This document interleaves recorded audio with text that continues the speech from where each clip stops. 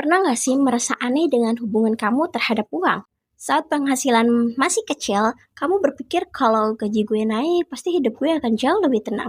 Lalu penghasilan itu benar-benar naik. Tapi entah kenapa rasa tenang itu nggak bertahan lama. Keinginan baru muncul, standar hidup ikut meningkat, hal-hal yang dulu dianggap mewah sekarang terasa biasa aja. Dan akhirnya muncul pertanyaan, kenapa uang yang lebih banyak tidak selalu membuat gue merasa cukup ya?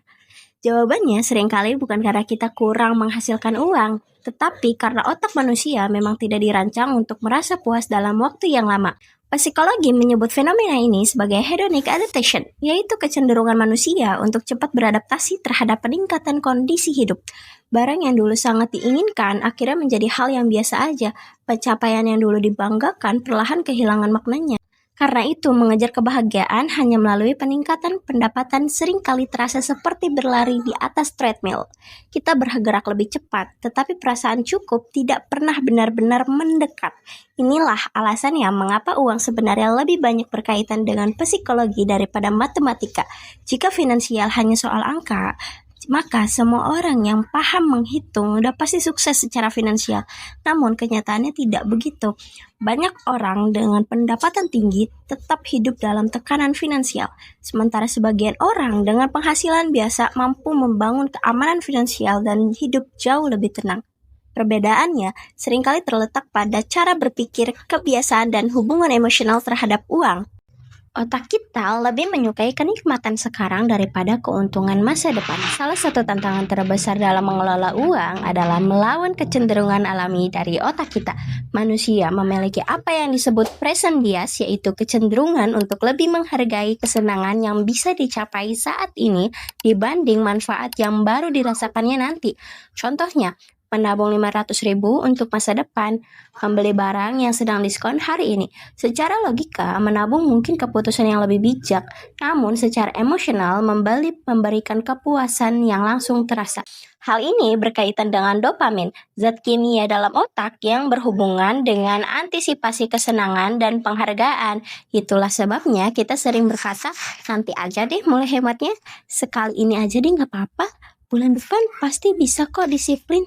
Masalahnya bukan karena kita tuh lemah atau malas, tapi karena memang ada konflik antara sebagian otak yang menginginkan kepuasan instan dan bagian otak yang memikirkan masa depan. Kesadaran akan hal ini penting karena tidak bisa mengubah sifat dasar manusia, tetapi kita bisa membangun sistem yang membantu kita mengambil keputusan yang lebih baik. Banyak keputusan finansial sebenarnya bukan tentang kebutuhan, melainkan tentang emosi dan identitas. Kadang kita membeli sesuatu karena ingin merasa dihargai, ingin merasa berhasil, ingin diterima dalam lingkungan sosial. Mobil tertentu bisa terasa seperti simbol kesuksesan. Pakaian bermerek bisa terasa seperti bentuk kepercayaan diri. Gadget terbaru bisa memberi kesan bahwa kita mengikuti perkembangan zaman.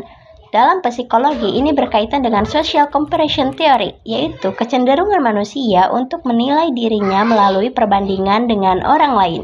Masalahnya adalah perbandingan tidak memiliki garis akhir. Ketika harga diri bergantung pada perbandingan tersebut, rasa cukup akan menjadi sesuatu yang sulit dicapai karena standar keberhasilan terus bergerak mengikuti lingkungan. Padahal kebebasan finansial itu bukan tentang membuat orang lain terkesan, tetapi tentang memiliki kendali atas pilihan hidup kita sendiri. Kaya dan terlihat kaya adalah dua hal yang berbeda. Masyarakat seringkali mengukur kekayaan dari apa yang terlihat, mobil mewah, rumah besar, barang bermerek, padahal kekayaan yang sesungguhnya seringkali tidak tampak. Dana darurat, invest, aset produktif, kebiasaan finansial yang sehat, semua itu jarang dipamerkan. Namun justru itulah fondasi keamanan finansial. Banyak orang yang terlihat kaya karena menghabiskan seluruh pendapatannya, sementara orang-orang yang benar-benar mapan seringkali hidupnya jauh lebih sederhana daripada yang kita bayangkan. Karena tujuan mereka bukan untuk terlihat berhasil, tetapi untuk memiliki kebebasan dan ketenangan jangka panjang. Masa depan finansial dibentuk oleh kebiasaan, bukan keajaiban. Kita hidup di era yang menyukai hasil instan, kisah yang susah cepat, keuntungan besar dalam waktu singkat, padahal dalam kenyataannya keamanan finansial lebih sering dibangun melalui hal-hal sederhana yang dilakukan secara konsisten. menabung secara rutin, belajar mengelola pengeluaran, berinvest sedikit. Keputusan-keputusan ini emang gak menarik, gak viral, gak memberi kepuasan instan, tapi efeknya bersifat kumulatif. Kebiasaan kecil juga bertumbuh seiringnya waktu. Kehidupan jarang berubah dalam satu malam, namun keputusan kecil yang diulang selama bertahun-tahun mampu menciptakan perubahan yang luar biasa. Banyak orang percaya bahwa uang mengubah seseorang, namun seringkali uang hanya memperbesar karakter yang telah ada sebelumnya. Jika seseorang memiliki disiplin dan kebijaksanaan, uang dapat menjadi alat untuk menciptakan lebih banyak kebaikan. Namun, jika seseorang sulit mengendalikan impulsif dan emosi, jumlah uang yang lebih besar belum tentu menyelesaikan masalah tersebut. Hubungan yang sehat dengan uang dimulai dari hubungan yang sehat dengan diri kamu sendiri.